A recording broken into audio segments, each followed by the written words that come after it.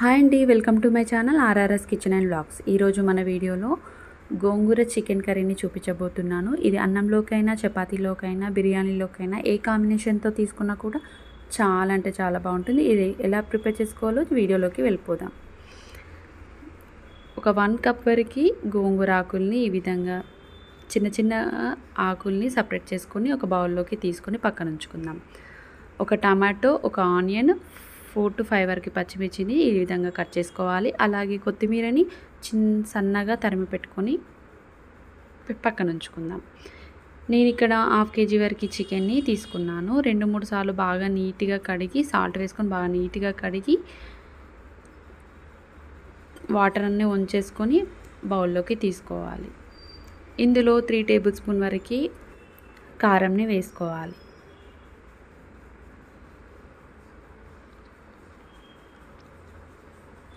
అలాగే ఇందులోనే 2 table spoon వరకు సాల్ట్ని వేసుకోండి. నేను ఇక్కడ 2 టేబుల్ స్పూన్ వరకు సాల్ట్ని వేస్తున్నాను.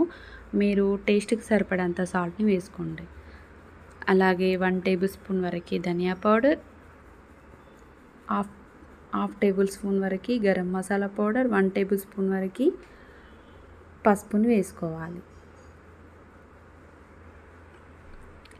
వీటన్నింటినీ మిక్స్ చేసుకోండి. ఉప్పు కారం పట్టే విధంగా పూర్తిగా కలుపుకోవాలి. ఈ విధంగా కలుపుకున్న దాన్ని మూత పెట్టుకొని ఒక 10 మినిట్స్ వరకు పక్కన ఉంచుకుందాం. గోంగూర ఆకులు తీసుకున్నాం కదండి బౌల్లోకి, ఆ బౌల్ని తీసుకొని ఒక 2-3 సార్లు బాగా నీట్గా కడుక్కోవాలి. స్టవ్ ఆన్ చేసి ప్యాన్ పెట్టుకోండి. 1 టేబుల్ స్పూన్ వరకు ఆయిల్ని వేసుకొని ఈ గోంగూర ఆకుల్ని వేసేసుకోవాలి. ఈ ఆకుల్ని కాడల్ని వేసుకోకుండా ఆకుల్ని వేసేసుకోవాలి. ఈ విధంగా మూత పెట్టుకొని గోంగూర మగ్గేంత వరకు ఉడికించుకోవాలి. చూసారు కదండి, ఈ విధంగా సాఫ్ట్గా అయ్యేంత వరకు మగ్గించుకోవాలి. ఇలా మగ్గించుకున్న దాన్ని ఒక బౌల్లోకి తీసేసుకోవాలి. స్టవ్ ఆన్ చేసి మరొక కడాయి పెట్టుకోండి. అందులో 4 టేబుల్ స్పూన్ల వరకు ఆయిల్ని వేసుకోవాలి. ఆయిల్ అనేది బాగా హీట్ ఎక్కిన తర్వాత ఇందులో హోల్ గరం మసాలాని వేసుకోవాలి. 1/2 ఇంచ్ వరకు బగారాకు, అలాగే యాలకులు, అలాగే బండపువ్వు వేసుకోవాలి. వీటిని మంటను మీడియం ఫ్లేమ్లో పెట్టుకొని లైట్గా వేయించుకోవాలి. ఇవి లైట్గా వేగిన తర్వాత సన్నగా తరిమి పెట్టుకున్న ఉల్లిపాయ ముక్కల్ని వేసుకోవాలి. అలాగే సన్నగా పొడుగా కట్ చేసి పెట్టుకున్న పచ్చిమిర్చి ముక్కల్ని వేసుకోవాలి. ఉల్లిపాయ ముక్కలు, పచ్చిమిర్చి ముక్కలు వేయేంత వరకు మంటను మీడియం ఫ్లేమ్లో పెట్టుకొని వేయించుకోవాలి. ఇవి లైట్గా కలర్ చేంజ్ అయ్యేంత వరకు ఫ్రై చేసుకోవాలి. ఇవి లైట్గా వేగిన తర్వాత సన్నగా కట్ చేసి పెట్టుకున్న టమాటా పీసెస్ని వేసేసుకోవాలి. వీటన్నింటినీ ఒకసారి కలుపుకొని మూత పెట్టుకొని జస్ట్ ఒక 2 మినిట్స్ వరకు ఉడికించుకోవాలి.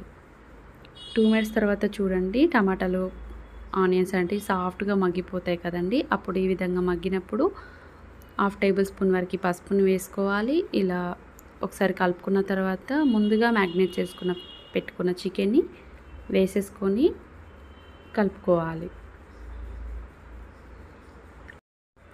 ఈ విధంగా కలుపుకున్న తర్వాత మరొక 3 నిమిషాల పాటు మూత పెట్టుకుని ఉడికించుకోవాలి.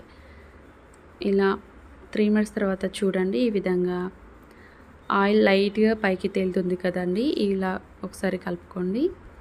ఇలా కలుపుకున్న తర్వాత ఇందులో ఫ్రై చేసి పెట్టుకున్న గోంగూరని వేసేసుకోవాలి. అలాగే 2.5 టేబుల్ స్పూన్ వరకు ఎండు కొబ్బరి పొడిని వేసుకోండి. అలాగే 1 టేబుల్ స్పూన్ వరకు ధనియా పౌడర్ని వేసుకొని కలుపుకోవాలి. ఇలా కలుపుకున్న తర్వాత సన్నగా తరిగి పెట్టుకున్న కొత్తిమీర, టీ గ్లాస్ అంత వాటర్ని యాడ్ చేసుకోవాలి. ఇలా యాడ్ చేసుకొని జస్ట్ ఒక 10 మినిట్స్ వరకు మూత పెట్టుకొని ఉడికించుకోవాలి. ఆల్రెడీ మనం 60% వరకు ముందే ఉడికించుకుంటాం కాబట్టి 10 మినిట్స్ వరకు ఉడికించుకుంటే సరిపోతుంది. ఆఫ్టర్ 10 మినిట్స్ తర్వాత ఆయిల్ అనేది ఈ విధంగా పైకి తేలి గోంగూర చికెన్ కర్రీ అనేది రెడీ అవుతుంది. చూసారు కదండి ఎంత సాఫ్ట్గా ఉడికిపోయిందో. ఈ విధంగా ఉడికిన తర్వాత స్టవ్ ఆఫ్ చేయడమే. స్టవ్ ఆఫ్ చేసేసి సర్వింగ్ బౌల్లోకి తీసుకొని, ఈ గోంగూర చికెన్ కర్రీ అనేది రైస్లోకి, చపాతీలోకి, బిర్యానీలోకి ఏ కాంబినేషన్ తిన్నా చాలా అంటే చాలా బాగుంటుంది. ఇవే కాదండి, మరిన్ని నాన్ వెజ్ రెసిపీస్ కోసం మా ఛానల్ డిస్క్రిప్షన్లో లింక్ ఉంటుంది, ప్రెస్ చేసి చూసేయండి. ఈ వీడియో నచ్చితే మీరు కూడా తప్పకుండా ట్రై చేసి చూడండి. మీకు ఎలా కుదిరిందో కామెంట్లో తెలియజేయండి. మా ఛానల్ నచ్చితే please like and share and subscribe. Thank you for watching.